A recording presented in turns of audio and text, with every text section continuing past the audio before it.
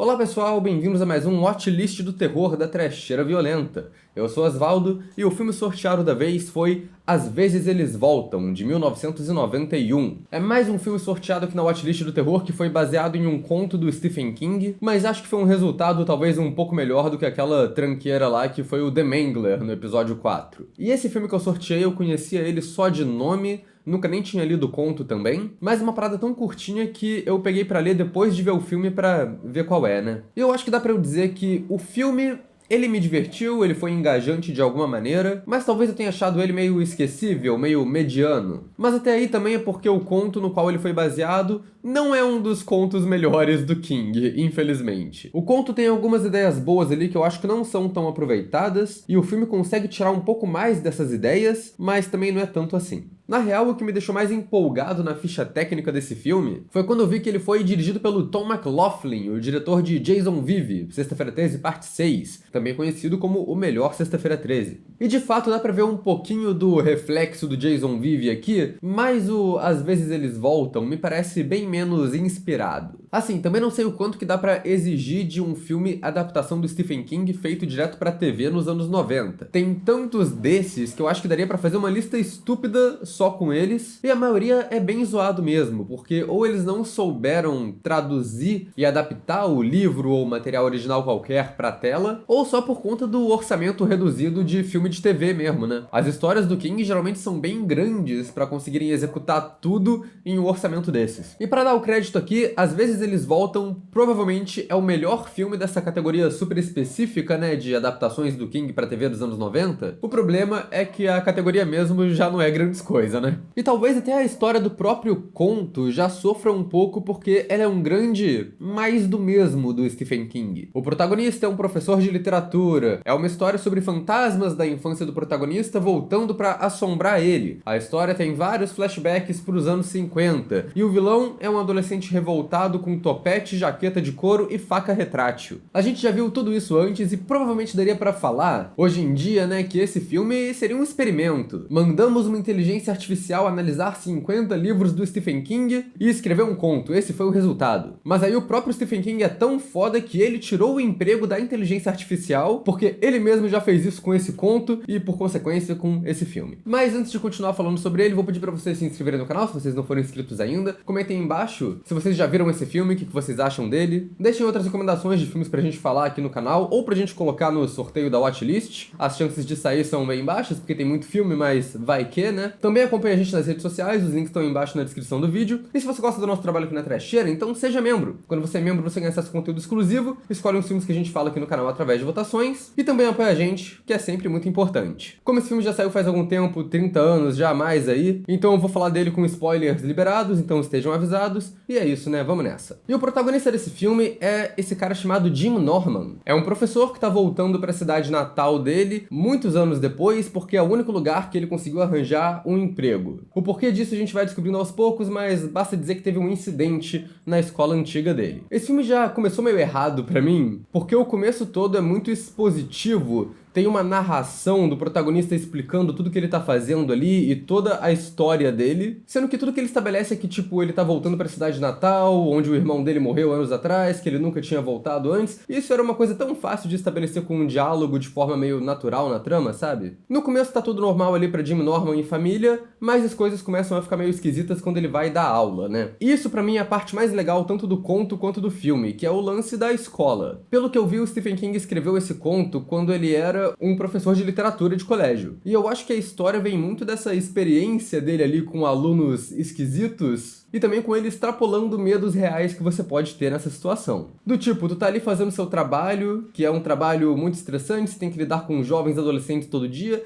e se esses jovens adolescentes forem um grupo de psicopatas? Acho que essa é a primeira questão desse filme, né? E eventualmente ele vai crescendo isso com elementos sobrenaturais e macabros na trama, mas mesmo no começo, antes de ter isso tudo, a turma pra qual o protagonista tá dando aula já é um pesadelo. Antes de entrar fantasma na escola, a gente tem esse grupo de atletas caricatos populares do time de futebol americano do colégio, e todos eles são extremamente babacas, todos eles estão fazendo baderna o tempo todo, e eles só não ligam pro professor. Eles querem receber nota alta sem fazer trabalho nenhum, só porque eles são as estrelas do time do colégio, e quando o professor se impõe ali de alguma maneira, eles choram pro diretor, porque se eles tirarem nota baixa, eles não podem continuar no time, e aí não é culpa deles, é culpa do professor que reprovou. O principal desses, que é o mais babaca, que antagoniza mais o professor, ele é quase um vilão inicial ali da trama, que ele o tempo todo quer as coisas fáceis na mão dele. Ele é uma presença vagamente ameaçadora ali na sala de aula, e chega a um ponto que ele só começa a ameaçar o professor diretamente, falando que vai pegar ele na saída ou alguma coisa assim. O que eu acho que bate nesse terror real aí do Stephen King dando aula pra uns jovens arruaceiros, né? Uma coisa que eu gostei desse filme logo de cara é esse visual, que eu achei bem bom pra um filme feito pra TV. Tem um design bonitinho ali, eu acho que o lugar mais diferente que tem é o túnel onde passa o trem da cidade, que hoje em dia tá abandonado, e também a casa velha do protagonista, né? Que é onde ele morava com os pais quando criança, mas que hoje em dia tá toda sucateada ali, né? E eu sempre acho legal quando a gente vê a comparação de design de produção desses ambientes, né? No passado, a casa de família, e atualmente, que é um lugar largado. Mas o que eu acho legal mesmo aqui desse filme no visual e na direção também são as sequências de sonho que também servem como flashback para mostrar a história do protagonista pra gente. Em vários momentos o Tom McLoughlin brinca um pouco com a perspectiva ali e com o sobrenatural da coisa, do tipo, o protagonista tá vendo um modelo de trem e ele meio que para de escutar tudo em volta dele, o som da mulher dele falando com ele abafa, e ele fica só escutando o som de trem ali, como se ele estivesse hipnotizado, lembrando de alguma coisa. E todos esses flashbacks, ao invés de acontecer de um jeito mais tradicional, acontecem de um jeito que eu acho bem mais interessante, que é o próprio protagonista andando na memória dele do passado de uma forma meio etérea, vendo tudo acontecer ali e revivendo esse trauma. E como tudo isso está sendo passado pra gente de um jeito meio surreal, a montagem pode brincar com isso também. Então o protagonista, ele tá escutando o som de criança chorando, ele acha que é o filho dele, abre a porta do quarto e não tá acontecendo nada, o filho dele tá dormindo. Daí começa a ter umas passagens de tempo surreais ali na fotografia, né, que ela muda de meio da noite pra uma fotografia toda clara, de dia, do nada. O espaço muda também, porque o personagem tá na casa atual dele, mas aí ele passa por uma porta e ele tá de volta na casa antiga de infância dele, que ele olha para as fotos na parede com ele criança, começa a passar um desenho na TV, é um desenho em preto e branco que estabelece como se ele tivesse voltado no tempo, ele tá nos anos 50 ali agora. Ele começa a seguir ele e o irmão dele crianças andando pela rua, e quando a gente vê o túnel por onde passa o trem a primeira vez, vira naquele plano holandês já, pra mostrar pra gente que aquele túnel é um lugar de perigo. E mesmo quando ele não tá tendo esses flashbacks, quando o sobrenatural começa a aparecer na trama, o protagonista vai tendo essas visões surreais na vida dele mesmo no cotidiano com elementos do passado. Então tem o par de sapato do irmão dele que os bandidos no passado jogaram em cima de um lugar, e aí ele vê isso acontecendo lá no meio de uma parada da cidade. Tem uma cena que ele tá vendo o King Kong dos anos 70 na TV, ele volta a fita e conforme a fita vai voltando, ela vai mudando do filme pra uma memória caseira dele ali.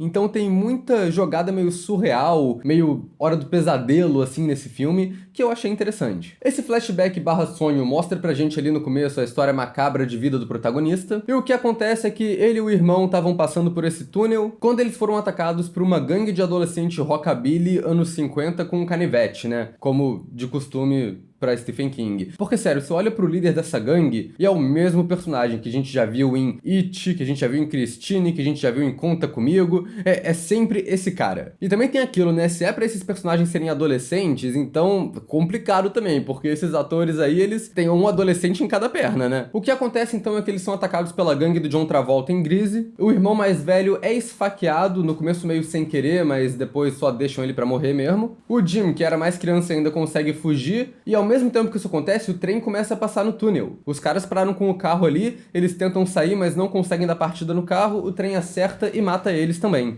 E o lance do filme é que depois dele estabelecer isso, a trama sobrenatural começa, que são as aparições do passado, literalmente os fantasmas desses caras da gangue, voltando pra assombrar o protagonista, mas de um jeito não óbvio, porque eles não estão lá arrastando corrente no sótão dele. O que acontece é que parece que um aluno novo chega na sala, é um cara que tá lá de jaqueta de couro, de costas, e quando o cara vira, ele percebe que é um dos caras que atacou ele quando ele era criança. O que é impossível, né? Porque primeiro o cara tá morto e segundo, se ele tivesse vivo, ele estaria velho. Quer dizer, né? Mais velho, velho, né? Porque esse cara não é adolescente nem fudendo. O filme vai seguindo esse padrão por um tempo, que alguns alunos da turma do protagonista são assassinados e quando eles morrem, aparece mais um membro dessa gangue lá, tendo aula com ele agora, sendo um aluno novo. E esse é um filme que ele expande bastante do conto, muda bastante coisa que eu acho pro melhor. A primeira dessas é isso. No conto, a morte da gangue não acontece na mesma ocasião que a morte do irmão. Então, quando esse cara aparece na sala dele, o protagonista, ele só acha muito esquisito que ele é muito parecido com um maluco. No filme, como ele já viu o cara morrer, já dá um baque muito grande quando ele vê ele na própria sala de aula. E eu acho muito legal isso também, que a gente volta um pouco nessa temática do colégio que eu falei. Que é uma parada legal de parar pra pensar aqui no que o Stephen King tá fazendo. Se você sofreu bullying no colégio, você cresce, você vira professor e vai ensinar no mesmo colégio, você tecnicamente é uma figura de autoridade agora pra todos aqueles alunos, inclusive os alunos que estão fazendo bullying com alguém ali naquela sala. E o que o Stephen King faz aqui é, e se de algum jeito o cara que fazia bullying com você tá na sua sala, tendo a tua aula, mas ele mantém a mesma atitude, ele continua te enxergando como o menino que ele batia. Isso pra mim acho que é a parte mais interessante do filme e o terror mais legal de você se colocar ali naquela situação, né? E eu gosto desses personagens como vilões, assim, do tipo, eles têm um visual genérico e a atitude genérica de vilão de Stephen King, mas eles têm duas diferenças muito boas no filme. A primeira é esse carro boladão anos 50, muito maneiro, que toda vez que eles dão uma partida solta fogo pelo escapamento. Isso é muito brabo. E a segunda é que eles estão mortos e eles sabem que estão mortos e meio que usam isso pra infernizar a vida das pessoas também. Uma tática de susto que eles começam a usar na segunda metade do filme é que eles aparecem com a aparência verdadeira deles, que é um monte de zumbi, com a cara toda carcomida e derretida, com efeitos muito maneirinhos, que são pra mostrar ali a morte horrível que eles tiveram no acidente de trem, né? Não é um filme que tem muitos efeitos além disso, mas quando ele tem, eu acho bom. E como eu disse, eu achei que o filme ele melhora muita coisa do conto e eu vou entrar mais nessas diferenças agora enquanto eu falo da trama. A primeira mudança que eu acho mais interessante aqui é sobre o passado recente do protagonista, né? Que é o que ele fez exatamente, qual foi esse incidente na escola que ele teve. Isso tem muito mais peso no filme do que no conto, porque no conto falam só que ele teve um colapso nervoso quando ele teve que tretar com os alunos. No filme eles não contam o que aconteceu, só falam que ele foi muito agressivo e tem vários boatos rolando pelo colégio, falando que ele bateu em aluno, que ele jogou uma cadeira pela janela, que ele jogou cadeira num aluno. E o próprio personagem nunca explica direito o que rolou. O que eu acho melhor porque isso serve pra criar mais drama ao longo do filme, mas que eu também achei muito engraçado porque já aconteceu no meu ensino fundamental de um professor ficar puto com um aluno e jogar a cadeira pela janela. Isso virou tipo uma lenda histórica do colégio. Mas a questão é que por conta desse comportamento agressivo do protagonista no passado, ele consegue se defender menos no filme. Porque se ele cresce pra cima dos atletas burros ou dos alunos fantasmas novos, ele vai acabar saindo como o vilão que ele tá sendo agressivo e descontrolado de novo, e o diretor tá sempre à espreita observando ele, então ele tem que andar na linha. E eventualmente isso tudo começa a colocar ele como um suspeito de assassinato ali. Porque é isso que tá acontecendo, né? Tem vários jovens da sala dele sendo assassinados, mas isso é outra coisa que eu gosto mais do filme, porque no conto esses jovens não têm caracterização nenhuma. No filme, os dois primeiros que morrem, que é o jovem grunge de mullet e a menina gótica alternativa, tem um pouquinho mais de caracterização, que eles têm cenas de diálogo ali com o professor, e eles participam mais, são alunos mais receptivos à aula dele. Mas aí tem essa coisa mais aqui no filme também, de que ninguém consegue ver quando esses personagens estão sendo atacados. O moleque grunge, ele tá andando de bicicleta quando o carro dos vilões começa a perseguir ele e faz ele cair de uma ponte. Só que o carro é invisível pra todo mundo, menos pro moleque e pro professor. O professor começa a correr atrás do moleque pra tentar ajudar, e pra todo mundo que tá assistindo parece que o moleque tá fugindo do professor. Então a participação dele começa a ficar meio suspeita ali. Quando a garota gótica é assassinada, ninguém dá falta dela, só o professor que viu o assassinato num sonho. Então ele mobiliza a polícia pra fazer uma busca, e quando eles encontram a garota assassinada, só faz ele ficar mais suspeito ainda. Mas curiosamente, a trama nunca segue muito por esse lado. Tem um personagem ali do xerife que ele tá muito suspeito, tá investigando o protagonista, mas ele meio que só para de aparecer no final do filme. E o jeito que essa trama do colégio vai desenrolando é que os alunos fantasmas vão aumentando em número na turma, e a gente vai vendo uma mudança de comportamento dos atletas também, que no começo eles eram super agressivos, mas eles também começam a ficar meio perturbados ali com os fantasmas rockabilly que estão chegando ali. O personagem do atleta babaca, que no começo cresce pra cima do professor, muda de atuação completamente. Ele eventualmente vai falar com o professor que os outros caras estão planejando um ataque na casa dele, e que ele mesmo tá se cagando de medo, não gosta daqueles malucos, que eu acho um bom desenvolvimento de personagem ali pra esse cara. E aí tem outra diferença legal, porque o conto não diz o que aconteceu com esse atleta principal, ele só sumiu da cidade. Fica implícito que ele morreu. O filme mostra os jovens fantasmas matando ele, e numa cena que é um trash até meio cômico, eles param numa ponte e começam a jogar pedaços do corpo dele no rio, pela janela do carro, que é uma coisa meio Hermes e Renato, talvez, até, eu não sei, foi mais cômico do que terror. E eu acho que nesses momentinhos assim, de comédia mórbida, e também do protagonista estar sendo suspeito de assassinatos sobrenaturais que ele não cometeu,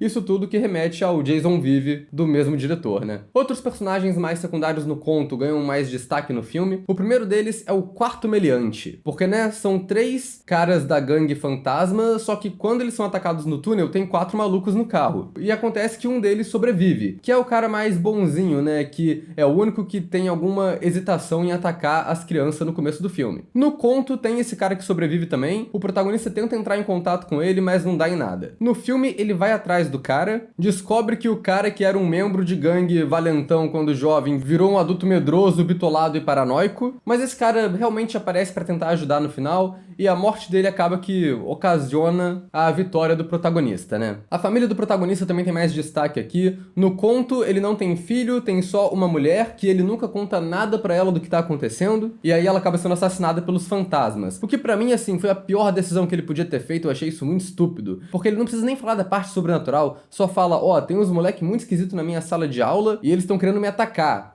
Fica ligada, mas nem isso ele faz. No filme ele é mais esperto, então eu gosto disso também. Ele conta pra mulher dele tudo que tá rolando, mesmo ela não acreditando inicialmente, mas eventualmente os zumbis atacam a casa e ela percebe que é verdade. Mas antes disso até, ela tá cautelosa e já é uma personagem mais inteligente ali, né? Tem uma cena muito boa que ela escuta barulhos na casa, ela pega uma faquinha pra investigar, até que ela para e pensa, nossa, o que eu tô fazendo com essa faquinha? E troca pra pegar a maior faca da casa pra se defender melhor ali. Mas quem não é esperto é o filho deles, que, cara, essa criança me irritou demais nesse filme. Porque ele e a mãe vão se proteger numa igreja, que os fantasmas não conseguem entrar. O moleque escuta passos na porta e fala, deve ser meu pai, vai correndo e abre a porta. E aí ele dá de cara com os mortos-vivos. Eles conseguem consertar essa cagada, continuam em segurança ali. E aí o que o moleque faz? Ele escuta uma voz na porta e sai correndo pra abrir a porta de novo, para repetir o mesmo erro. E aí não dá, cara. Errou uma vez? Tudo bem, acontece. Errou 2 vezes? Aí foi burrice. Assim, eu acho que mesmo o roteiro do filme expandindo esses elementos, ele acaba tendo muita ponta solta ali ainda. Ainda mais porque o sobrenatural dele não é lá muito explicado. Pra mim, a pior coisa aqui mesmo é, tipo, ter um detetive investigando esses casos, suspeitando do protagonista,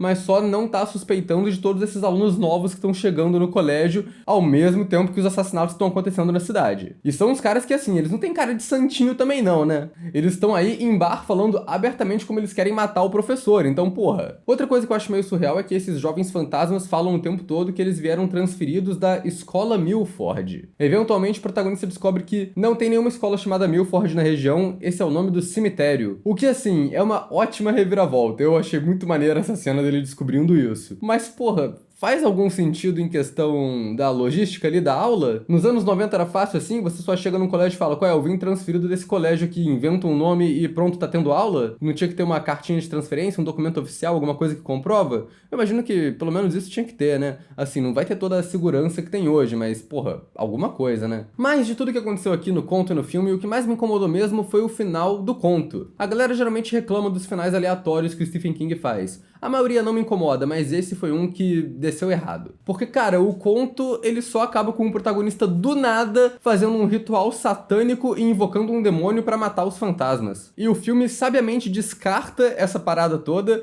e decide expandir a trama sobrenatural, tentar criar uma mitologia nova ali, talvez. O protagonista vai atrás de um policial que ajudou ele anos atrás, quando ele era criança, e o policial vai servir de professor enredo, né? Ele fala como ele teve uma experiência ali de quase morte, que fez ele encontrar com o irmão morto do protagonista. Ele tá preso num tipo de limbo, que ele não consegue passar dessa pra melhor porque tem assuntos pendentes. Isso foi a mesma coisa que trouxe os fantasmas dos jovens assassinos ali de volta, que eles têm uma coisa que não foi resolvida que o protagonista tem que resolver. E aí a gente se pergunta, né, o que não foi resolvido? E aí vamos pra temática do filme. Esse é um filme que eu acho que tem muito simbolismo ali, né? O principal talvez seja sobre trauma reprimido, ou talvez sobre o protagonista fugindo dos traumas dele, que é uma coisa que ele faz literalmente, né? Parte dessa história dele, do flashback, é a culpa dele de como o irmão dele falou: Jimmy, corre, e ele só saiu correndo e largou tudo pra trás e deixou todo mundo pra morrer. Não sei se faz tanto sentido assim ele sentir culpa de fugir e não ajudar o irmão, sendo que ele já tinha tomado as facadas e já ia morrer de qualquer jeito, mas enfim, né, é o trauma do protagonista. E acaba que o filme é meio que isso, né, é o protagonista fugindo literalmente e metaforicamente também do passado dele. E o passado, as assombrações, chegaram pra cobrar. No diálogo que o protagonista tem com o jovem grunge que tem aula com ele, eles falam sobre como a história se repete. E eu acho que isso acaba sendo também um dos temas centrais do filme, que são todos os personagens tentando repetir a história, repetir o que aconteceu naquele dia para resolver o que não foi resolvido, para tentar mudar o final. E eu já falei de muitos aspectos aqui que eu acho que o filme consegue fazer melhor que o conto,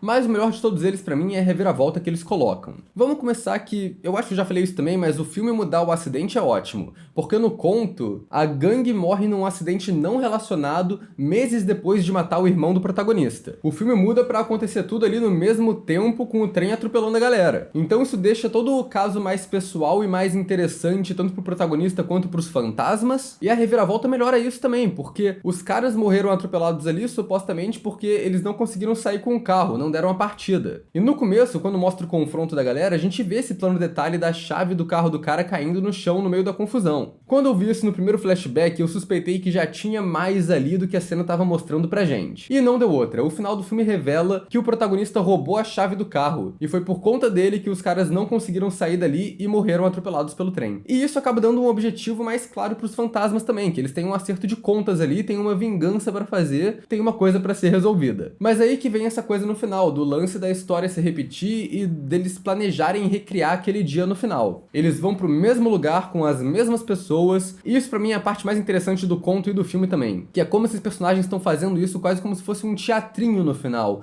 Eles estão replicando tudo que rolou naquele dia, até as frases que eles falaram, mas tudo como se fosse um roteiro, com as emoções diferentes ali, como se eles tivessem a situação decorada ali, que eles reviveram várias vezes. E eles estabelecem também esse negócio sobrenatural que uma morte consegue abrir a passagem para o limbo e serve como sacrifício para trazer um dos fantasmas de volta. Então, quando o quarto meliante, o cara mais velho, morre no final, o protagonista consegue trazer o irmão morto dele pra ajudar. E aí no conto isso acontece, mas o irmão na real é um demônio disfarçado. No filme é real o espírito da criança que voltou ali pra resolver as pendências dele e sair do limbo. Mas ao mesmo tempo que isso acontece, só fiquei pensando, tá, beleza, o que esse moleque vai fazer? Porque ele é um espírito que tem poderes? Beleza, mas ele ainda é uma criança. E os caras que ele tem que resolver são os mesmos caras que mataram ele, mas todos eles também são espíritos com poderes agora. Então o que esse moleque vai fazer? Ele chegou lá pra apanhar celestialmente? E essa situação meio que não tem solução. Né? Eu acho que esse é o problema do final do filme. Porque os irmãos em si não resolvem porra nenhuma. Acontece só que chega um trem sobrenatural, é um trem infernal todo coberto de fumaça vermelha, e a história meio que se repete, né? O protagonista, ele não foge, ele fica ali. Mas ele consegue escapar dos caras,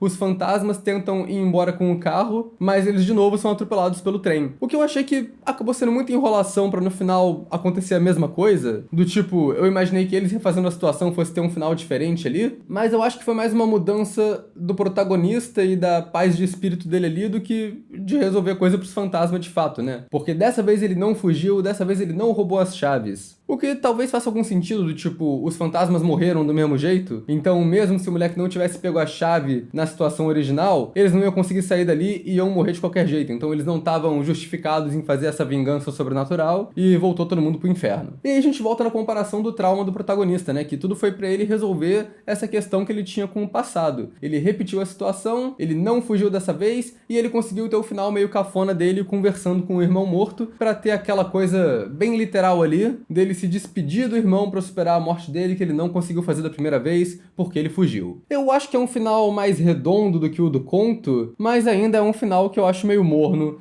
pro começo do filme. Eu volto para aquilo que eu falei no começo, né, que eu acho que todo o lance da trama do professor, o terror da aula ali, isso funciona muito bem pra mim. E eu gosto desse começo sobrenatural da história, os fantasmas chegando e tacando o terror, mas ao mesmo tempo se fingindo de alunos normais ali, fazendo esse jogo mental com o protagonista, isso eu acho muito único. Mas o filme se perdeu um pouco no final com esse sobrenatural confuso sem regras dele. Eu ainda acho que foi uma experiência positiva, eu curti o filme, e como eu disse, talvez seja um dos melhorzinhos de adaptação do que King pra TV dos anos 90, mas ele tem aquele gostinho de mediano. Acho que se você vê esse filme quando você não tem muita convivência com o terror ainda, você vê ele mais jovem, ele talvez te impacte mais. Mas se você for igual eu, que já assistiu de tudo, vai ser mais um filme que vai passar meio despercebido. Mas eu ainda acho que foi um bom sorteio aqui na watchlist. E agora vamos sortear o próximo episódio desse quadro aqui, que acontece raramente, talvez. E o que temos agora? Um filme velho, o que é isso? Um filme dos anos 70, beleza, de cara dá pra ver que é com o Peter Cushing, Lenda do Terror, dirigido pelo Fred Francis, o cara que dirigiu, acho que o filme do filho do Drácula, do Ringo Starr, então é bom sinal. O quão difícil vai ser de achar pra encontrar isso pra assistir? Vamos ver o que acontece.